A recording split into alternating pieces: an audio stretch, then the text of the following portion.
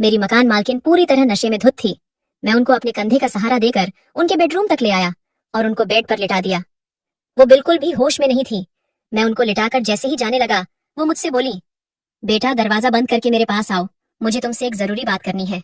मैंने उनसे कहा, आंटी अभी आप बहुत नशे में हैं, आप थोड़ी देर आराम कर लीजिए, मैं उसके बाद आपके पास आता हूँ। इतना कहकर मैं वहां से जाने लगा। उन्होंने तुरंत मेरा हाथ पकड़ लिया और मुझे अपनी तरफ खींच लिया। वो बोली, बेटा तुम्हें तो पता ही है कि तुम्हारे अंकल कुछ सालों पहले मुझे छोड़कर चले गए थे। मैं बहुत महीनों से इस सुख के लिए तरस रही हूँ और अब तुम भी मुझे छोड़कर जा रहे हो। प्लीज मेरी बात मान जाओ। मैंने कहा, नहीं आंटी, ये बिल्कुल गलत है और मैं ऐसा बिल्कुल भी नहीं करूंगा। उन्होंने मुझे लालच देते हुए कहा, अगर तुम मेरी बात मान जाओ तो मैं तुम्हें एक ऑफर देना चाहती हूँ।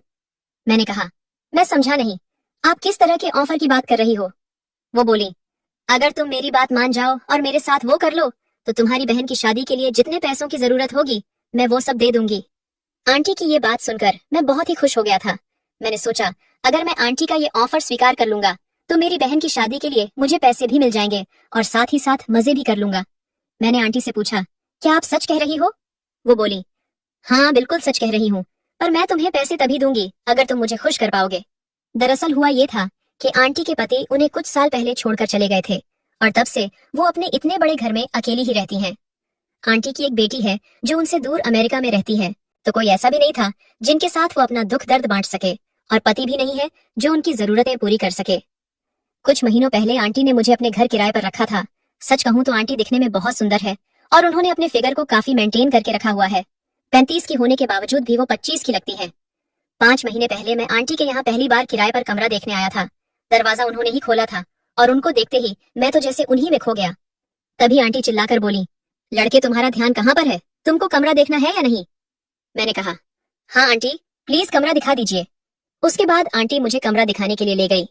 वो मेरे आगे चल रही थी और मैं उनके पीछे चल रहा था। मेरी नजर तो बस एक ही चीज पर टिक गई थी। मैंने कहा, आंटी आपका कमरा तो बहुत ही बड़ा है और अच्छा भी है, मैं कल ही अपना सामान लेकर यहाँ रहने आ जाऊंगा। आंटी बोली, अगर यहाँ रहना है तो कुछ नियमों का पालन भी करना पड़ेगा। मैंने पूछा, कैसे नियम? आंटी बड़े ही मस्ती भरे मिजाज में बोली, जब भी मैं तुम्हें अपने कमरे में बुलाऊंगी तो तुम्हें आना पड़ेगा। मैं तुमसे जो कुछ भी करने के लिए बोलूंगी तुम्हें वो सब करना पड़ेगा। मैंने कहा, ठीक है आंटी जी, मैं आपकी सारी बातें मानूंगा। पर मैं यही सोच रहा था कि अचानक से आंटी को ये क्या हो गया है, वो मुझसे इस तरह की बातें क्यों कर रही है। मुझे भी कोई दिक्कत नहीं थी क्योंकि वो वाकई में काफी खूबसूरत थी। उन्हें देखकर मुझे भी कुछ कुछ होने लगा था। उसके अगले ही दिन मैं अपना सारा सामान लेकर शिफ्ट हो गया था। शाम को आंटी ने मुझे अपने कमरे में बुलाया। जब मैं उनके कमरे में गया तो मैंने देखा कि आंटी कोई पिक्चर देख रही थी और उनके सामने वाली टेबल पर शराब की एक बोतल रखी हुई थी। वो मुझे देखकर बोली, आओ बेटा मेरे पास आकर बैठो, और हम दोनों बातें करने लगे। वो मुझसे बोली, तुम्हारा सारा सामान सेट हो गया है या अभी भी कुछ बाकी रह गया है? मैंने कहा, सब कुछ हो गया है आंटी, बस कुछ छोटा मोटा सामान लाना बाकी रह गया है। उन्होंने कहा, अच्छा कोई बात नहीं, यहाँ मेरे पास आकर बैठो। उसके बाद मैं उनके सामने वाले सोफे पर जाकर बैठ गया। आंटी बोली, बेटा इतना दूर दूर क्यों बैठ रहे हो, यहाँ आकर बैठो ना। मैंने कहा, नहीं आंटी मैं यहीं ठीक हूँ। आंटी बोली, अगर तुम यहाँ नहीं आओगे तो मैं ही तुम्हारे पास आकर बैठ जाऊंगी। और इतना कहकर वो मेरे बगल में ही सटकर बैठ गई। मुझे ये सब बहुत अजीब लग रहा था। मुझे समझ में नहीं आ रहा था कि आंटी के दिमाग में क्या चल रहा है। मुझे असहज महसूस करता देख आंटी बोली, क्या हुआ तुम्हें? क्या तुम्हें औरतों के पास बैठना अच्छा नहीं लगता है? मैंने कहा, वो बात नहीं है आंटी, पर आप ऐसे अचानक मेरे पास आकर बैठ जाएंगी, ये मैंने कभी सोचा नहीं था। आंटी बोली, कोई बात नहीं। अच्छा अब ये बताओ तुम्हारा नाम क्या है? मैंने कहा, आंटी जी मेरा नाम करण है। आंटी बोली, करण सबकी जिंदगी में कुछ ना कुछ पहली बार ही होता है। और बात करते करते उन्होंने मेरा हाथ पकड़ लिया, पर मैं उन्हें कुछ बोल भी नहीं पा रहा था।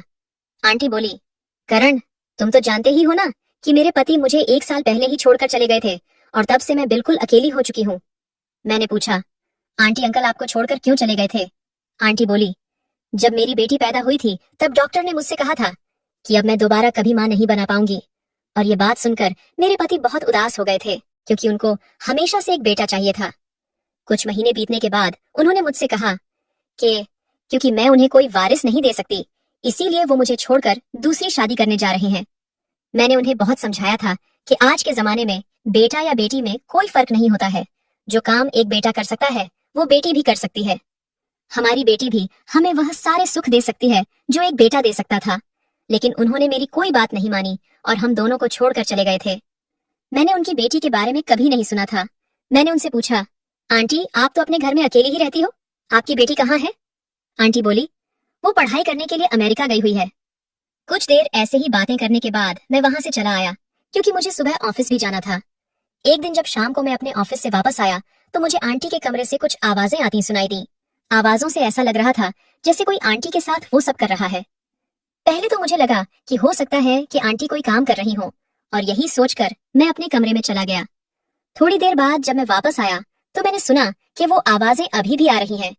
उसके बाद मैंने आंटी के कमरे में चुपके से झांक कर देखा तो मेरे होश ही उड़ गए।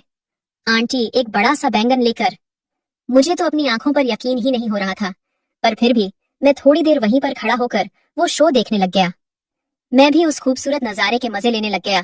तभी आंटी अपना काम खत्म करके बाहर आने लग गई। उनको बाहर आता देख मैं तुरंत वहां से भाग गया। मैं सोचने लगा था कि आंटी तो इस उम्र में भी बहुत मेहनती है।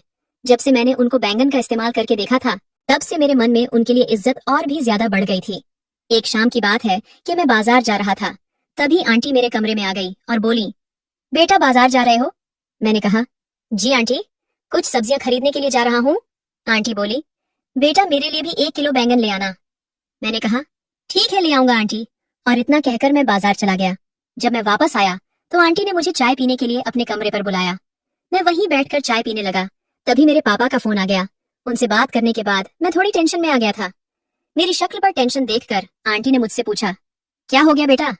पापा से बात करने के बाद तुम थोड़ा सा उदास लगने लगे हो। मैंने उनसे कहा, कुछ नहीं आंटी, बहन की शादी सिर पर आ गई है, पर अभी तक उसके लिए दहेज की व्यवस्था नहीं हो पाई है। लड़के वालों ने दहेज में 25 लाख रुपए मांगे हैं, पर अभी तक हमने 10 लाख रुपए ही जुटा पाए हैं। बस इसी बात की चिंता मुझे और मेरे परिवार को खाए जा रही है। आंटी बोली, मैं तुम्हारी मदद कर सकती हूँ, लेकिन उसके बदले तुम्हें भी मेरा एक काम करना पड़ेगा।